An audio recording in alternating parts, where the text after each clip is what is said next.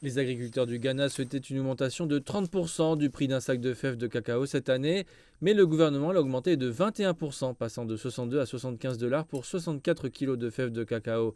Il affirme qu'il n'a pas pu l'augmenter davantage en raison de l'affaiblissement du cedi par rapport au dollar américain.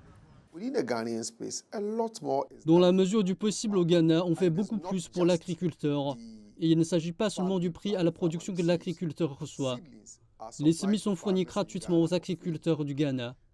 Les agriculteurs bénéficient des services de vulgarisation payés par Ghana Cocoa Board.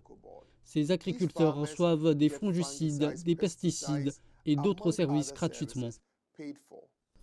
La monnaie du Ghana, le cedi, s'est dépréciée d'environ 40% depuis le début de l'année. Bien que l'économie ait été touchée, le gouvernement a obtenu un prêt syndiqué de plus d'1 milliard de dollars américains pour le cacao afin de consolider ses revenus. Il espère utiliser ce prêt pour stimuler la production de cacao lors de la nouvelle saison de récolte.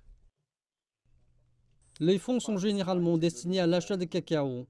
Mais avec cet argent, les activités industrielles comme l'achat de fongicides et de produits chimiques pour soutenir les producteurs de cacao, Cocoa Board est en mesure de les faire attendre de manière à faciliter le travail des agriculteurs.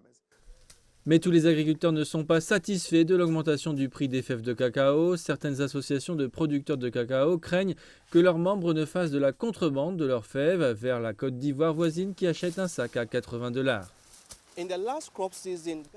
Au cours de la dernière campagne agricole, le Ghana n'a pas atteint son objectif de produire 950 000 tonnes métriques de cacao. Il a produit environ 820 000 tonnes métriques. Le gouvernement attribue le manque à gagner de la dernière campagne agricole à un certain nombre de facteurs, dont le mauvais temps. Au cours de la prochaine campagne agricole, le Ghana espère produire 850 000 tonnes métriques de cacao. Il estime que les conditions météorologiques de cette année ont été meilleures, ce qui devrait favoriser la production.